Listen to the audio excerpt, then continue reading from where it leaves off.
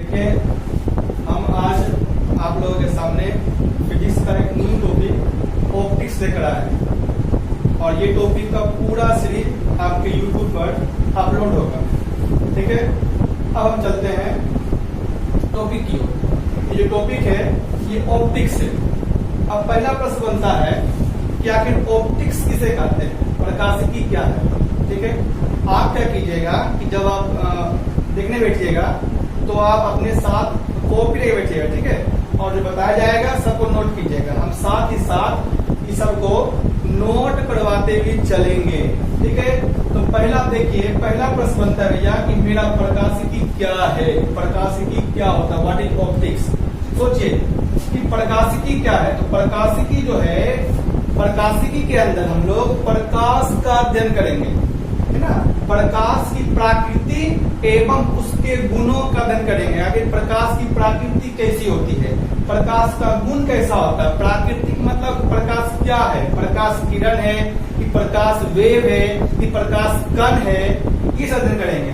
और उसका गुण मतलब प्रकाश के परावर्तन के बारे में जानेंगे, प्रकाश का अपवर्तन के बारे में जानेंगे, प्रकाश के व्यतिकरण विवर्तन के बारे में जानेंगे। तो ये आपका प्रकाशिकी है। चलिए देखिए प्रकाशिकी क्या है। देखिए प्रकाशिकी भौतिक विज्ञान की वह शाखा है जिसके अंतर्गत, प्रकाशिकी भौतिक विज्ञान की वह शाखा है जिसके अंतर्गत हम प्रकाश की प्रकृति, इसके अंतर्गत हम प्रकाश की प्रकृति एवं उसके गुणों का अध्ययन करते हैं।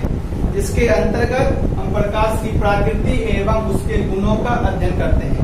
बताए थे प्राकृतिक मीन्स क्या, प्राकृतिक का सेंस ये हुआ, प्राकृतिक का सेंस ये हुआ, है ना। प्राकृतिक का सेंस ये हुआ कि प्रकाश क्या है, प्रकाश आपका किरण है कि प्रकाश आपका तरंग है कि प्रकाश आपका कण है, ये सब के बारे में हम जानेंगे। ये इसका प्राकृतिक हुआ। और गुण का सेंस क्या, गुण का सेंस हुआ कि प्रकाश में परावर्तन की क्रिया होती है, प्रकाश में अपवर्तन की क्रिया होती है, प्रकाश में विवर्तन की क्रिया होती है, प्रकाश में व्यतिकरण की क्रिया होती है, इत्यादि और भी घटना होती है जो प्रकाश के अंतर्गत होती है। तो ये आपका प्रकाशिकी हुआ। अब प्रकाशिकी दो भाग बटा हुआ है। एक भाग को कहते हैं किरण प्रकाशिकी, रे ऑप्टिक्स, और दूसरा होता है तरंग प्रकाशिकी, वेव ऑप्टिक्स। तो देखिए प्रकाशिकी दो प्रकार के होते हैं। नंबर एक किरण प्रकाशिकी और नंबर दो तरंग प्रकाशिकी। आप समझिए कि किरण प्रकाशिकी क्या होता है। तो किरण प्रकाशिकी जो होता है, प्रकाशिकी का वह भाग है जिसके अंतर्गत हम ये जानते हैं कि प्रकाश जो है किरण की तरह कार्य करता है, प्रकाश जो है किरण की तरह गमन करता है, उसे हम लोग कहते हैं प्रकाश की किरण प्रकाशिकी कहते हैं। दूसरा है तरंग प्रकाशिकी, मतलब तरंग प्रकाशिकी जो है प्रकाशिकी का वह भाग है जिसके अंतर्गत हम ये मानते हैं कि प्रकाश जो है किरण नहीं है बल्कि प्रकाश तो क्या है, एक तरंग की तरह कार्य करता है। ठीक है, तो ये समझ गए यहाँ तक अब क्लियर हो गया। अब बात आता है भैया प्रकाश क्या है, प्रकाश क्या है, व्हाट इज लाइट। चलिए, तो प्रकाश आप जानते हैं कि प्रकाश ऊर्जा का एक रूप होता है, प्रकाश ऊर्जा का एक रूप होता है जो स्वयं अदृश्य होता है। मतलब हम प्रकाश को नहीं देखते हैं, लेकिन यही प्रकाश जब किसी वस्तु पर पड़ती है तो वह वस्तु दृश्यमान बन जाती है। देखिए यहाँ तक आप पहले पढ़े होंगे, लेकिन अब आपको जानना है कि प्रकाश जो है विद्युत चुंबकीय तरंग है। प्रकाश मतलब क्या है, विद्युत चुंबकीय तरंग, मतलब प्रकाश में विद्युत वाला भी गुण होता है और प्रकाश में चुंबक वाला भी गुण होता है। और विद्युत चुंबकीय तरंग का एक दृश्य भाग होता है, इसी का एक दृश्य भाग होता है, इसी का एक दृश्य भाग होता है जो 4000 एंगस्ट्रॉम, 4 मतलब 400 नैनोमीटर से 7000 एंगस्ट्रॉम। ठीक है, 7000 एंगस्ट्रॉम मतलब 700 नैनोमीटर तक होता है। मतलब ये दृश्य भाग क्या है भैया? तो दृश्य भाग मतलब हुआ यदि कोई प्रकाश किरण यदि 4000 एंगस्ट्रम से 7000 एंगस्ट्रम के बीच में है, तब हम उसके किरण को देख पाते हैं। जैसे आप पढ़े होंगे कि प्रकाश में 7 रंग होती है ना, ये सातों रंग जो है दृश्य भाग के अंदर आती है। ये सातों रंग जो है आपको दृश्य भाग के अंतर्गत आती है। तो लिखिए प्रकाश क्या है? देखिए प्रकाश ऊर्जा का एक रूप है जो स्वयं अदृश्य है, लेकिन जब यह किसी वस्तु पर पड़ती है, तो वह उसे अदृश्य बना देता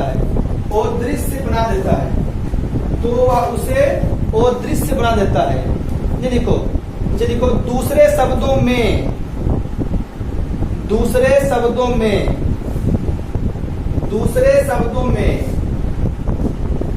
प्रकाश एक विद्युत चुंबकीय तरंग है। प्रकाश क्या है?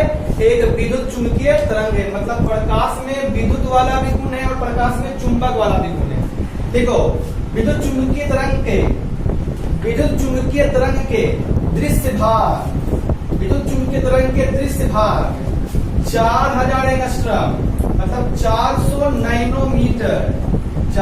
नैनोमीटर से 760 कहीं के हिसाब से 760 कर दीजिए, है ना, 7600 है ना, तो 760 नैनोमीटर कर दीजिए इसको। 4000 एंगस्ट्रम से 760 एंगस्ट्रम के बीच में आता है। विद्युत चुंबकीय तरंग का दृश्य भाग 4000 एंगस्ट्रम से 7600 एंगस्ट्रम मतलब 760 नैनोमीटर के बीच में आता है। तो यहाँ तक आप पढ़ लिए होंगे, समझ गए होंगे कि प्रकाशिकी क्या है ना, इसका भाग कितने हैं, किसे कहते हैं, और ये विद्युत चुंबकीय तरंग। आपके पास 7 रंग जो होता है ना, वो सातों रंग इसी दृश्य भाग में आता है। ठीक है, आप समझ गए होंगे कि प्राकृतिक क्या होता है, आप समझ गए गुण क्या होता है। ठीक है, ये समझ गए होंगे।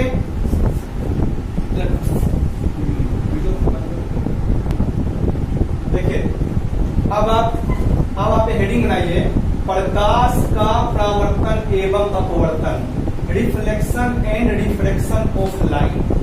ना लिए चलिए आप इसे समझेंगे कि प्रकाश का परावर्तन किसे कहते हैं। इसे आप पढ़ चुके हैं, इसमें ज्यादा कुछ करने का काम नहीं है। और ये जान लीजिए ये जो वीडियो बना रहे हैं, ये केवल और केवल आपके बोर्ड के लिए बना रहे हैं, है ना, ये केवल आपके बोर्ड के लिए बहुत ही इंपॉर्टेंट वीडियो बना रहे हैं। ठीक है, इसमें हम फुल्ली एनसीईआरटी का पॉइंट को कवर करेंगे, एनसीईआरटी के पूरे पॉइंट को कवर करेंगे। चलिए अब देखिए कि आप समझे कि प्रकाश का परावर्तन किसे कहते हैं। तो प्रकाश का परावर्तन मतलब ये होता है प्रकाश का किसी सतह से टकरा कर लौट जाना। ये समझ लीजिए कि ये मेरा कोई सतह है, प्रकाश आई, उस सतह से टकराई और जिस माध्यम से आई पुनः उसी माध्यम में लौट गई।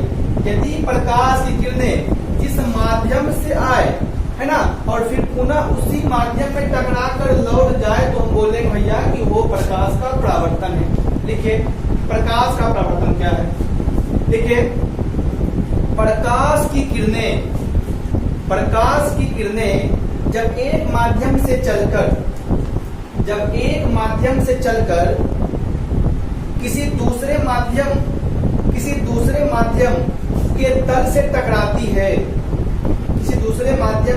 से टकराती है, और पहले ही माध्यम में पुनः लौट जाती है, तो यही घटना प्रकाश का परावर्तन कहलाती है। मतलब प्रकाश की किरणें आएगी, किसी सतह से टकराएगी और टकरा कर पुनः उसी माध्यम में लौट जाएगी, तो यह क्रिया प्रकाश का परावर्तन कहलाता है। अब ये जानिए यहाँ पर कि प्रकाश का परावर्तन दो तरीके से होता है। एक होता है नियमित परावर्तन, एक होता है अनियमित परावर्तन। नियमित परावर्तन और एक होता है अनियमित परावर्तन और एक होता है नियमित परावर्तन। ये किसे कहते हैं? अनियमित परावर्तन उस परावर्तन को कहते हैं जिसमें ये जो किरणें होती है वो प्रकाश का जो नियम होता है उसके फॉलो नहीं करता है। जैसे मान लीजिए यहाँ का अभिलंब डालिए, ये अभिलंब डालिए, तो यहाँ पर ये I और R इक्वल नहीं होगा। ठीक है, तो इस तरीके से हम उसको कहेंगे कि ये तो क्या होता है अनियमित परावर्तन। तो लिखिए प्रकाश का परिवर्तन दो तरीके से होता है, दो तरीके से होता है। नंबर एक नियमित परावर्तन, नंबर एक नियमित परावर्तन और नंबर दो अनियमित परावर्तन, अनियमित परावर्तन। चलिए अनियमित परावर्तन लिख के डैश दीजिए, अनियमित परावर्तन लिख के डैश दीजिए। लिखिए परावर्तन की वह घटना, परावर्तन की वह घटना जो किसी रुखड़े या घिसी हुई, जो किसी रुखड़े या घिसी हुई तल से होती हो, जो किसी रुखड़े या घिसी हुई तल से होती हो, उसे हम लोग अनियमित परावर्तन कहते हैं, अनियमित परावर्तन कहते हैं, अनियमित परावर्तन कहते हैं। लिख लिए। अब लिखिए नंबर दो नियमित परावर्तन। ये सुना लीजिएगा फिगर आप लोग, है ना, सुना लीजिएगा। फिर लिखिए नियमित परावर्तन। लिखिए परावर्तन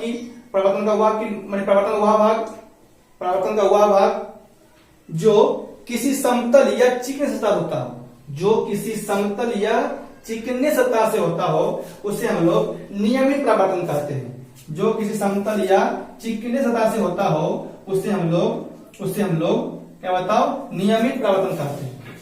और आप जो प्रकाश का जो परावर्तन जो क्रिया पढ़े थे कि प्रकाश परावर्तन दो तरीके का होता है ना, या फिर प्रकाश परावर्तन के दो नियम है, वो जो नियम पढ़े थे वो जो नियम है वो नियमित परावर्तन के लिए है, ना कि अनियमित परावर्तन के लिए है। प्रकाश का परावर्तन के जो दो नियम है वो आपको नियमित परावर्तन के लिए है। तो लिखे नियमित परावर्तन के लिए प्रकाश का नियम, नियमित परावर्तन के लिए प्रकाश का नियम, नियमित परावर्तन के लिए प्रकाश का नियम। देखिए नियमित परावर्तन के लिए प्रकाश के दो नियम हैं, नियमित परावर्तन के लिए प्रकाश के दो नियम हैं। ठीक है, इसे बना लीजिएगा। उसके बाद लिखिए नंबर एक, नंबर एक देखिए ये किरणें जो है समतल दर्पण पर आके पड़ रही, तो जो किरणें समतल दर्पण पर आके पड़ेगी उसको हम बोलेंगे आपतित किरणें, आपतित किरण, आपतित किरण। और जो किरणें समतल दर्पण से टकरा कर लौट जाएगी इसे बोलेंगे परावर्तित किरण, परावर्तित किरण। और ये आपका हो गया अभिलंब, अभिलंब। ठीक है, देखिए नंबर एक देखिए आपतित किरण कोमा परावर्तित किरण, परावर्तित किरण और आपतन बिंदु पर डाला गया अभिलंब। आपतित किरण, परावर्तित किरण और आपतन बिंदु पर डाला गया अभिलंब तीनों एक ही तल में होंगे, तीनों एक ही तल में होंगे। ठीक है, लिखिए नंबर दो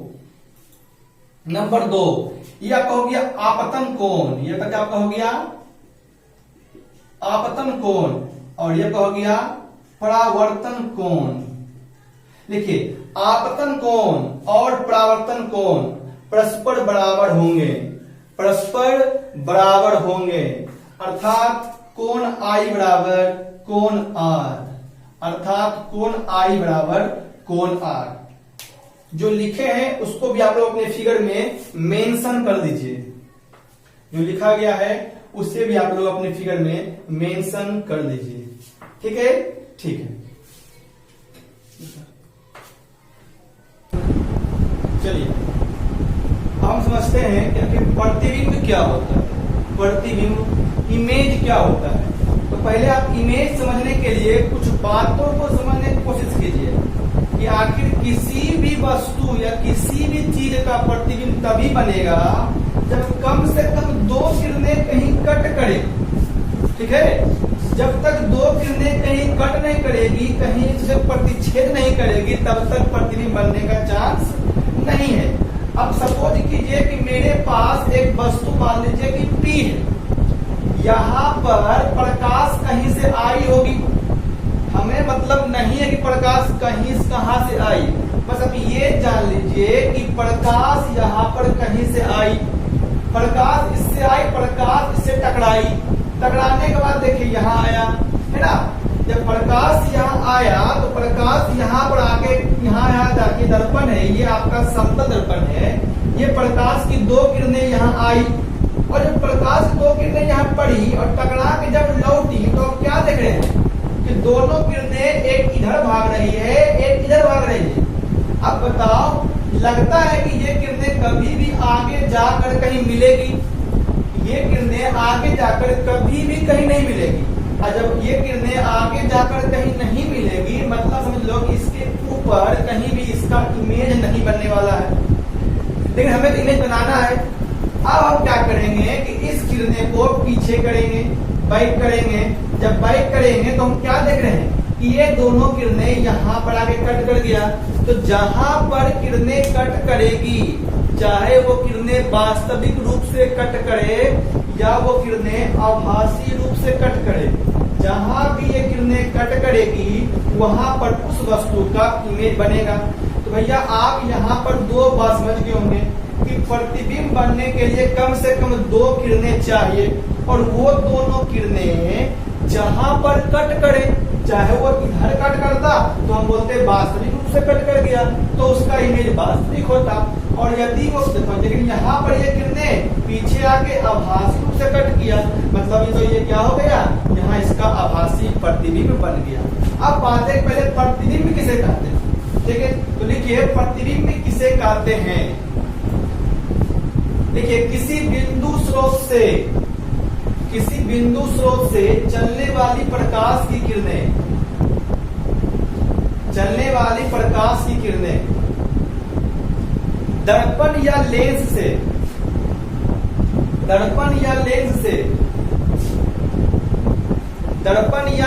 से परावर्तन या अपवर्तन के बाद, दर्पण से परावर्तन और लेंस से अपवर्तन, परावर्तन या अपवर्तन के बाद जिस बिंदु पर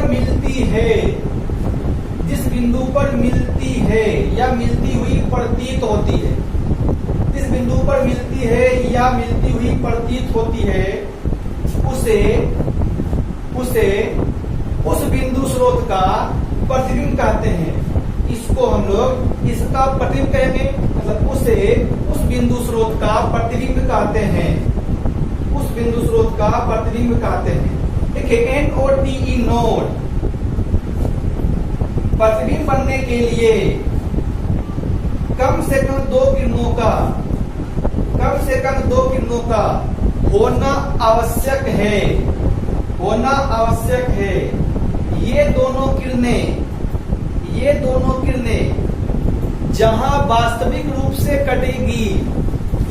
किरणें जहां वास्तविक रूप से कटेगी, वहां वास्तविक प्रतिबिंब बनेगा, और जहां आभासी रूप से कटेगी वहां आभासी प्रतिबिंब बनेगा,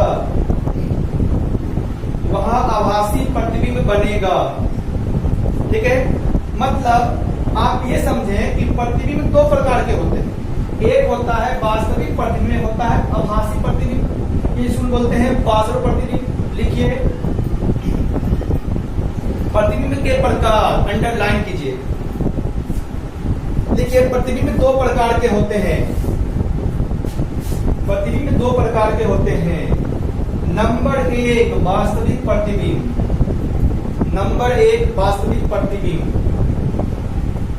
एक वास्तविक प्रतिबिंब, लिख के डैश दीजिए। देखिए इस बिंदु स्रोत से आने वाली प्रकाश की किरणें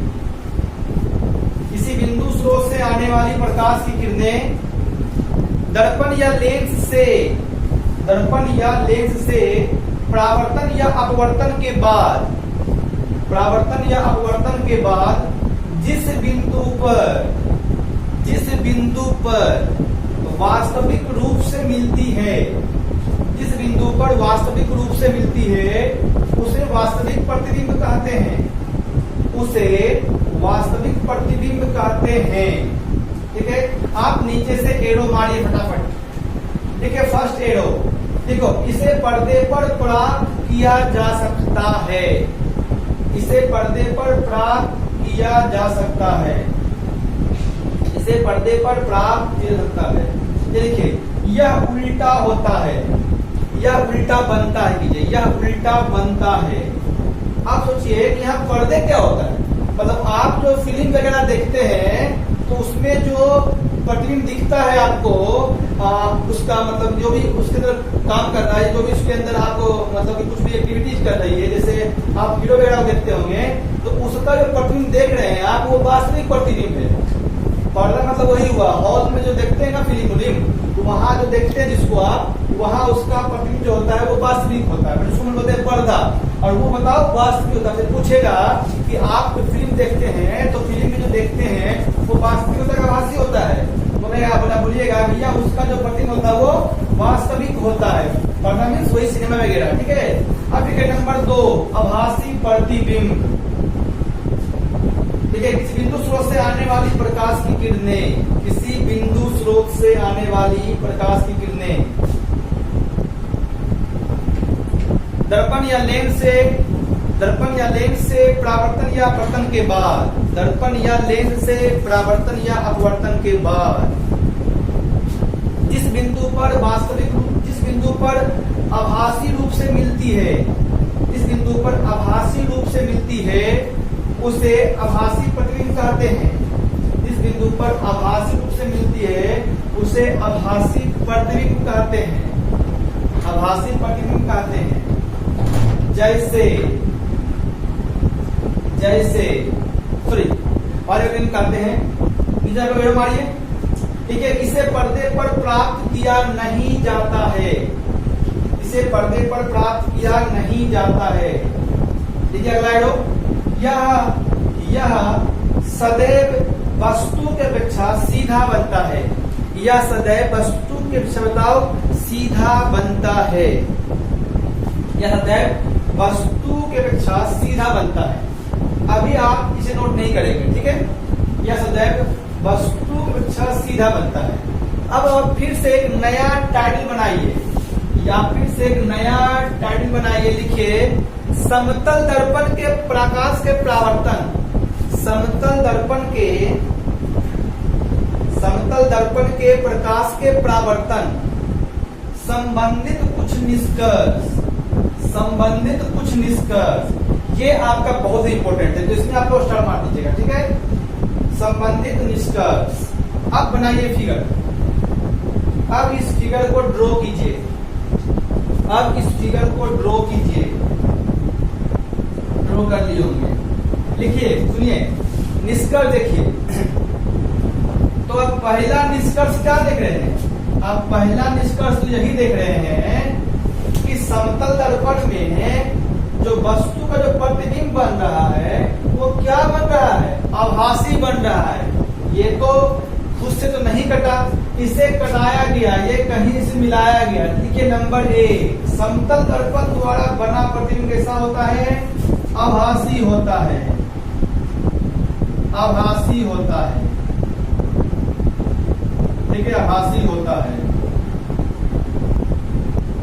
नंबर 2,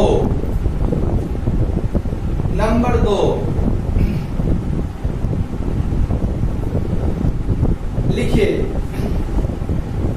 समतल दर्पण में बना प्रतिबिंब सीधा होता है। आप ये मत समझिएगा ये तो उल्टा है, उल्टा नहीं है। दर्पण को ऐसे कीजिएगा ना, दर्पण सुता वैसे है, इसको ऐसे कीजिएगा तो यहाँ बनेगा, यहाँ वस्तु रहेगा, उधर उसका सीधा ऐसे उसका मतलब इस दर्पण को यदि आप ऐसे मूव कीजिए तो आप क्या देखिएगा, जैसे दर्पण मूव कर देंगे तो ये जो है इधर इसका वस्तु रहेगा, इधर इसका प्रतिबिंब बनेगा। मतलब ऐसे का इसे समझ लीजिए, इधर इसका वस्तु खड़ा रहेगा, इधर इसका प्रतिबिंब बनेगा, समझ सकते हैं इसे। तो लिखिए नंबर 2, समतल दर्पण में प्रतिबिंब वस्तु के अपेक्षा सीधा होता है। तो क्या होता है, सीधा होता है, सीधा होता है। नंबर 3,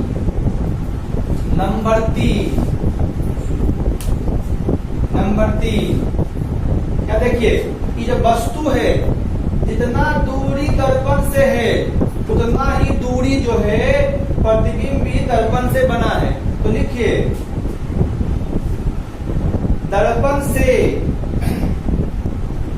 से वस्तु जितना दूरी पर रहेगा, दर्पण से वस्तु जितना दूरी पर रहेगा उसका प्रतिबिंब भी दर्पण के पीछे उतनी ही दूरी पर बनेगी।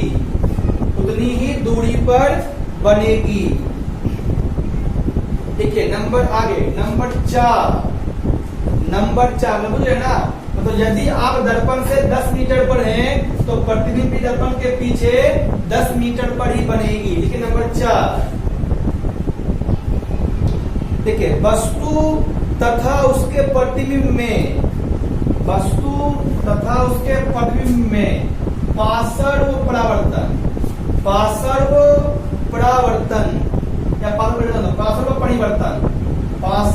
परिवर्तन होता है।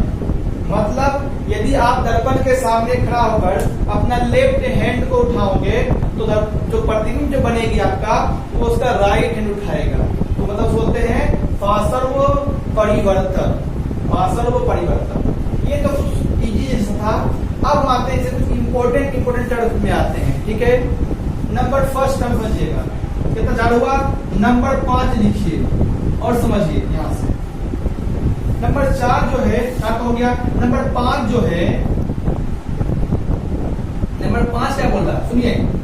यदि आप चाहते हैं कि आप अपना पूरा इमेज दर्पण में देख लें, आप यदि चाहते हैं कि आप अपना पूरा इमेज दर्पण में देख लें तो दर्पण की जो लंबाई होनी चाहिए वो आपकी लंबाई का कम से कम आधा।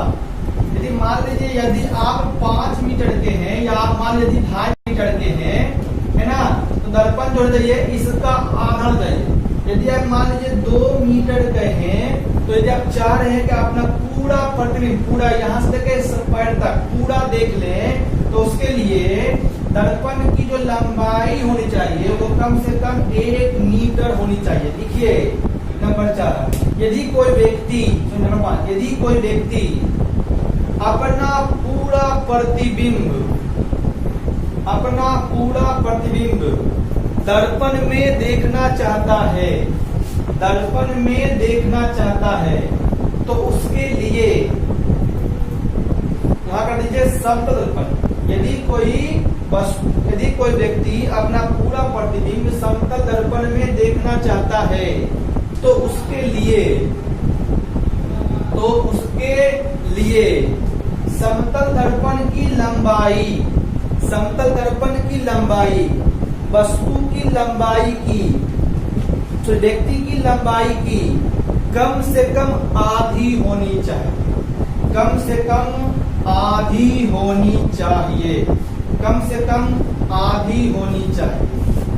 ठीक है, कम से कम आधी होनी चाहिए। हो गया, नंबर 5 हो गया। नंबर 6 में आई और यहाँ समझिए। सपोज कीजिए कि 2 समतल दर्पण जो है वो इस तरीके से झुका हुआ है। 2 समतल दर्पण जो है ये थीटा डिग्री के कोण पर झुका हुआ है। ठीक है, अब बताओ, आपसे पूछेगा कि इससे बनने वाले प्रतिबिंबों की संख्या। तो आपका पहला काम है कि आप 360 बटा थीटा कर दीजिए। 360 बटा थीटा कर दीजिए और मान लीजिए कि ये आपका कुछ n आ गया। मान लीजिए आपका n आ गया। ठीक है, यदि n आपका सम संख्या हो जाए तो प्रतिबिंब जो बनेगा तो प्रतिबिंब की जो संख्या होगी वो हो जाएगी n-1। क्या हो जाएगी? n-1। सपोज कीजिए कि थीटा आपका 90 डिग्री है। थीटा आपका 90 डिग्री है तो आप निकालो पहले n बताओ करोगे 360 बटा 90 कितना हो जाएगा? 4। तो ये 4 सम है कि विषम है? ये सम संख्या है। पूछेगा प्रतिबिंबों की संख्या कितनी होगी, तो आप यदि सम आएगा तो उसमें से एक माइनस कर दीजिएगा, मतलब कि 4 माइनस से कितना बता जाएगा 3। और सोचिए यदि n बराबर विषम आ जाएगा, विषम संख्या आ जाएगा, यदि n बराबर विषम संख्या आ जाएगा तो प्रतिबिंबों की संख्या वही रह जाएगी, है ना। प्रतिबिंबों की जो संख्या होगी वो n ही हो जाएगी। क्या हो जाएगी, n ही हो जाएगी। सपोज कीजिए कि इस बार हम लेते हैं 360 भाग हम करते हैं, मानते हैं इस बार कोण 120 डिग्री का बना हुआ है, तो n कितना आ जाएगा, n आ जाएगा 3, मतलब ये विषम संख्या है, ये क्या है बताओ, ये विषम संख्या है, विषम संख्या है। तो प्रतिबिंबों की संख्या बताओ, तो प्रतिबिंबों की जो संख्या होगी वो क्या होगी, वो 3 ही रह जाएगी, लेकिन इसमें एक केस और बनता है। सोचिए यदि 360 बटा हम n करेंगे, थीटा करेंगे और ये पूर्णांक में आ जाएगा, तो क्या करेंगे, तो पूर्णांक से पहले, तो प्रतिबिंबों की जो संख्या होगी, वो क्या बताओगी, पूर्णांक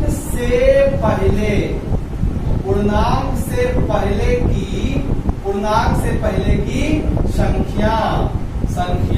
सपोज कीजिए कि आप इस बार 360 भागा हम 50 करते हैं, ठीक है, तो काटिए इसको, कितना लगेगा 535 है ना, 0.2 कितना गया 7.2 आ गया, ठीक है।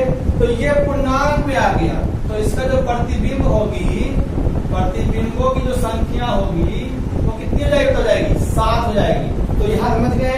लिखिए नंबर 6, लिखिए यदि दो समतल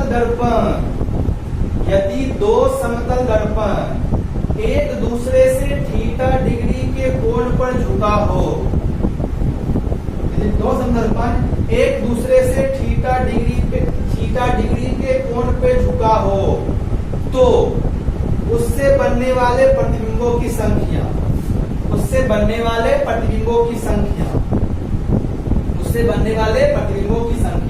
इसमें लिखिए ए लिखिए 360 बटा थीटा, 360 बटा थीटा बराबर n। इसलिए अब लिखिए यदि n सम संख्या हो, तो प्रतिबिंबों की संख्या बराबर n माइनस 1, तो प्रतिबिंबों की संख्या बराबर n माइनस 1। बस लिखिए जैसे एक क्वेश्चन लिखिए, उसी में लिखिए दो समतल दर्पण एक दूसरे से 90 डिग्री के कोण पर झुका हो, दो समतल दर्पण एक दूसरे से 90 डिग्री के कोण पे झुका हो, तो उससे बनने वाले प्रतिबिंबों की संख्या ज्ञात कीजिए। चलिए तो प्रतिबिंबों की संख्या, तो पता आपको थीटा 90 डिग्री निकालेंगे n 360 बटा 90 कितना आएगा 4 क्या है, सम संख्या है, तो प्रतिबिंबों की संख्या क्या होगी n माइनस 1, मतलब कितना जाएगा 3। इसलिए समझ गए आपको, अच्छे से आगे समझ आ गया होगा। चलिए आगे लिखिए नंबर बी लिखिए 360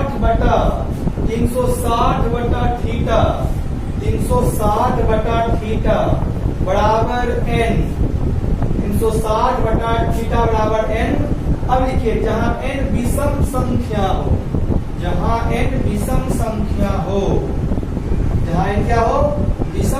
हो, तो प्रतिबिंबों की संख्या बराबर n माइनस 1, तो प्रतिबिंबों की संख्या बराबर n, मतलब अब यदि सम होगा तो एक माइनस करेंगे और यदि विषम होगा तो वही रह जाएगा। लिखिए एक क्वेश्चन लिखिए और क्वेश्चन लिखिए दो समतल दर्पण एक दूसरे से 120 डिग्री के कोण पर झुका है। दो समतल दर्पण एक दूसरे से 120 डिग्री के कोण पे झुका है, तो इससे बनने वाले प्रतिबिंबों की संख्या क्या होगी? तो इससे बनने वाले प्रतिबिंबों की संख्या क्या होगी? ठीक है, क्या होगी? तो आप बना लीजिएगा खुद से। अब लिखिए नंबर सी लिखिए यदि 360 बटा थीटा बराबर n, जहां n एक पूर्णांक संख्या है, तो प्रतिबिंबों की संख्या बराबर क्या होगी? पूर्णांक संख्या से पहले की संख्या। तो प्रतिबिंबों की संख्या बराबर पूर्णांक संख्या से पहले की संख्या। ठीक है, इसमें क्या है? क्वेश्चन लिखिए दो समतल दर्पण एक दूसरे से 50 डिग्री के कोण पे झुका है, तो उससे बनने वाले प्रतिबिंबों की संख्या आप निकाल लीजिएगा, बटा कीजिएगा। ये 7.2 आएगा, ये पूर्णांक में आ गया, तो प्रतिबिंबों की संख्या क्या होगी? इससे पहले की संख्या। तो यहाँ तक ये इसका कुछ और भी गुण है, 2-3-4 और गुण है, जिसको हम नेक्स्ट जो सीरीज आएगा उसमें हम इसको डिस्कस करेंगे। ठीक है, उम्मीद करते हैं कि आप लोग अच्छे समझ गए होंगे, और जो भी डाउट होगा आपको वो हमें कमेंट बॉक्स में कमेंट बताएंगे, है ना। और हमारे वीडियो को जो आप लाइक शेयर और सब्सक्राइब भी कर दीजिएगा। ठीक है, धन्यवाद।